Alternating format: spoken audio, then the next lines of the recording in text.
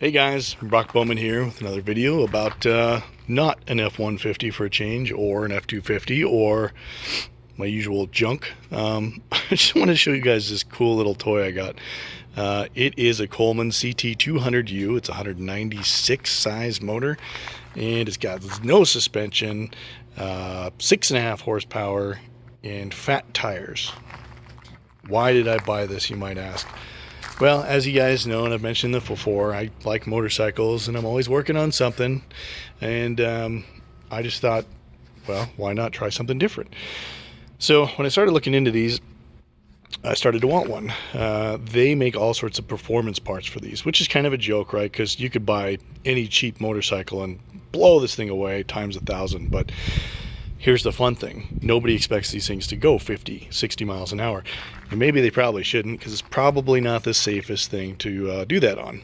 Anyway, anybody who knows me close knows that, well, I'm not saying I'm dumb, but I like to do things that maybe aren't the safest always. And so I already started modding this little guy. As you can see in other videos, and to be honest with you, I looked at some other videos just to find out if what I was thinking was a good hop-up was a good hop-up. These things, as you might know, have a governor in them. It keeps them from going over, I think, 3,400 RPM, which is probably a good thing because everything's cheap metal inside, and they're really not designed to go fast or have a high endurance or anything like that. What you can do is, if you really want to go all out, you can rebuild these things with billet parts, and they can turn double that in RPM and actually provide some pretty good power.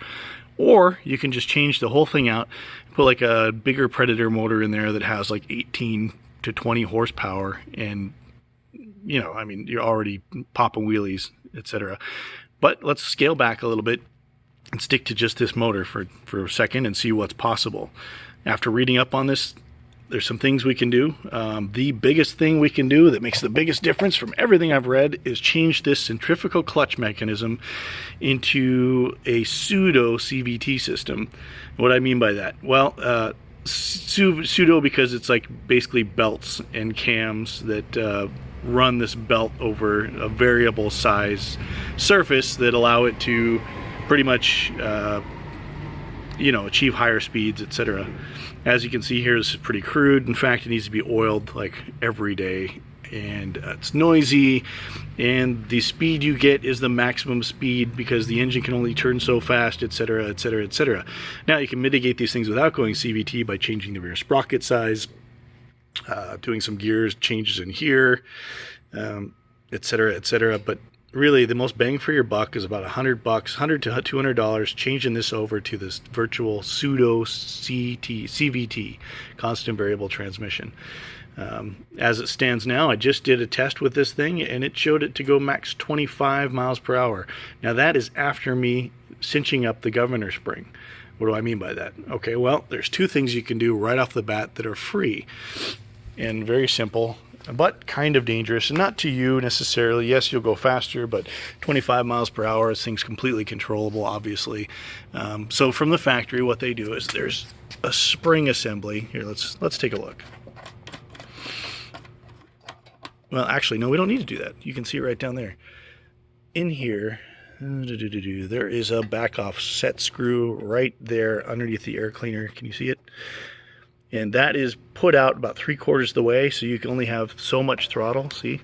And it stops it. Now you can't see it because I already backed it off, but with the backed off, you can go a little bit further, which gives you a little more speed, a little more power.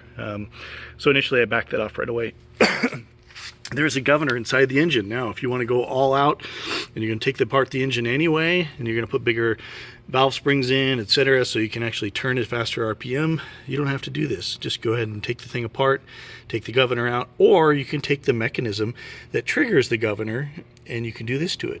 You put a zip tie around the spring, so when it's going fast enough, and you have enough throttle, it doesn't allow that spring to open, which doesn't close the butterfly valve in the carb, and also doesn't activate the mechanism that controls the governor. Those two things alone netted me about 5 miles per hour difference. So the difference between you know, about 20 to 25 is quite a bit. Now, you are risking some things when doing this. Obviously, the engine is going to turn faster because it's direct drive like that. Faster you go, the faster the engine's going to turn. There's just no way getting around that. So what I'm going to do is I'm going to leave that alone the way it is. And I've already ordered it. I'm going to put this virtual CVT, pseudo CVT, in place of this mechanism here. That should double my speed from what I'm reading. Also, the other cool thing is they make exhaust for these all day long.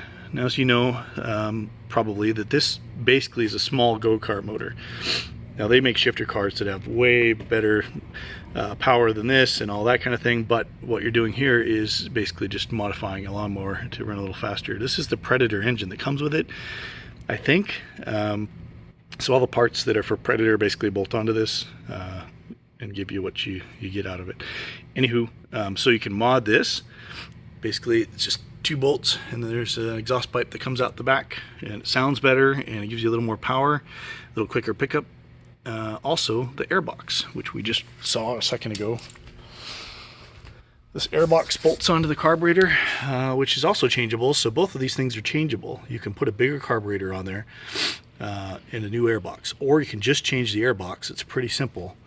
In fact, let's take that off just to take a look.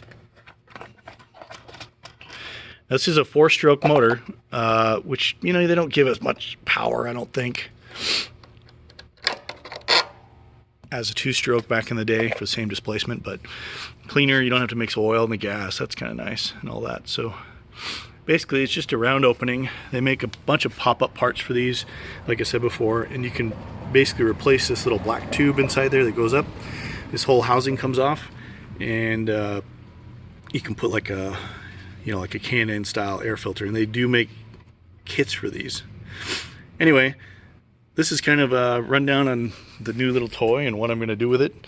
And as always, thanks for watching, guys. If you have any comments, suggestions, thoughts about it, leave them below. Look for my next video. I'll probably be back at my truck and getting it fixed. Thanks, guys.